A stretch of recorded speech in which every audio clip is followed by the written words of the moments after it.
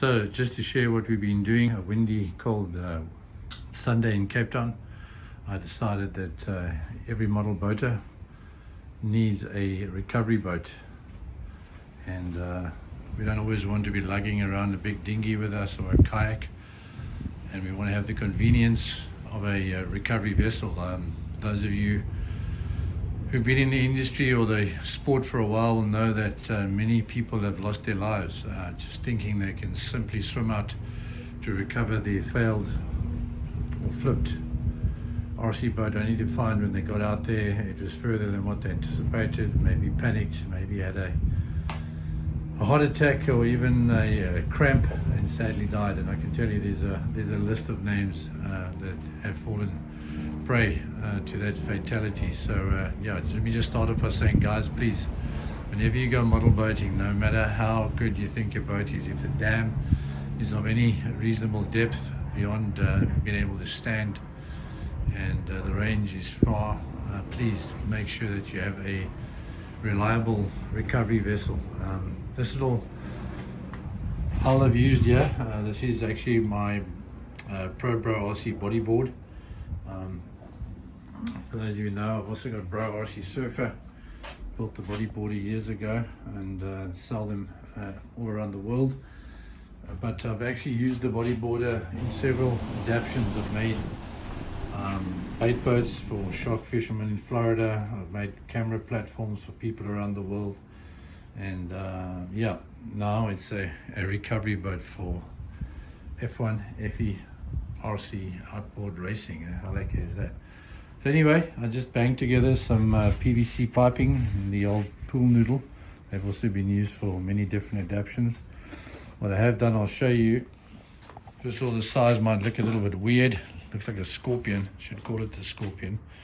But I've made it just wide enough to be able to snugly push the F1. Obviously, it'll usually most often be upside down, but that's not a problem. Okay, so that's why the size is determined by that. I've also made it, and look at a couple of little aura clips here. I can just clip out when you're folding it away, because it's quite a cumbersome thing to put in the boot of your car. But you can just pop these parts off, obviously on both sides. This little piece will stay on the actual board.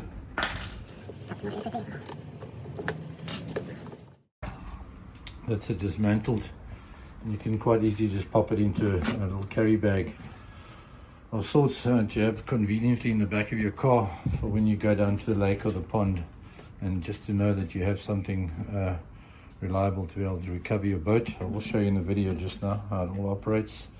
Underneath, just a nice, it's all stainless steel. Obviously I built this for the surf. This is just an adapted rudder. I just put a stainless steel, just a robust stainless steel rudder on there that just protects the prop when it's on the ground. It's not the rudder we use for surfing. This has also got a little point over here that's actually usually used for my bodyboarder, but you'll see in the video I tied a piece of string to that, 2-meter piece of string. You can also use that with a little flotation on the end to loop around the vessel and recover it.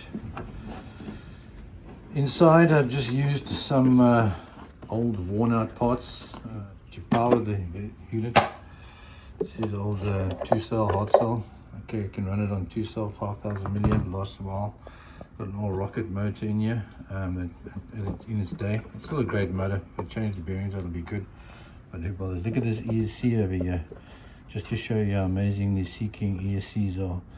This thing, I've run it to death. Maybe ran it in the surf for over a year, and it still works. I just thought it looks a little bit crappy to be putting in my boats when I'm making videos. Yeah, standard servo, but that's the little power plant. This hull is actually made out of 5mm polyethylene. You can drive over to your car. I've actually demonstrated that in a video, so it's tough as nails. And I think it's going to be an awesome recovery vessel for myself when I'm out testing the FE1 more often than not. On the front over here, this actually fitted on here very nicely. This is standard. These are standard nuts that are molded into the board, so this whole adaptation here actually fitted on here very nicely. And it's very convenient, almost like a little handle. You can just You can literally pick it up and carry it around. But anyway, that's what I did this Sunday, and now another little to-do thing ticked off, so that when I'm ready to test the FEF1, I will have the assurance that I have something to recover it with when I flip it. It's never a case of if, it's always a case of when, hey? Okay.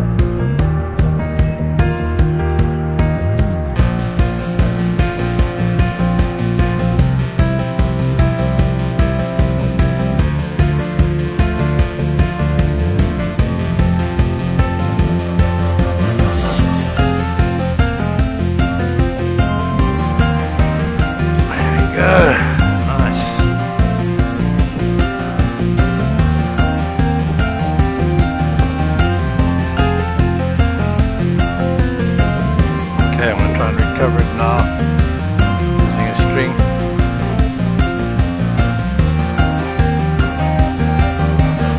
Circle around the boat.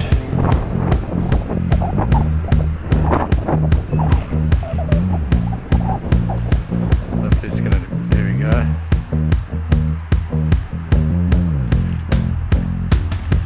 Just got it hooked on the rudder. Bringing it back.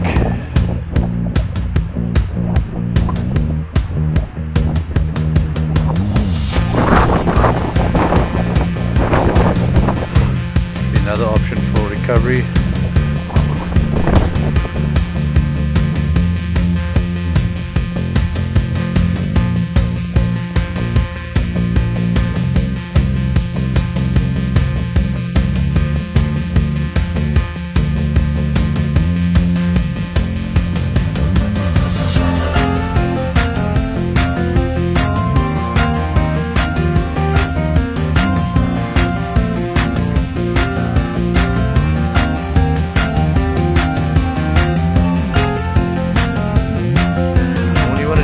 Boat back, it don't matter how.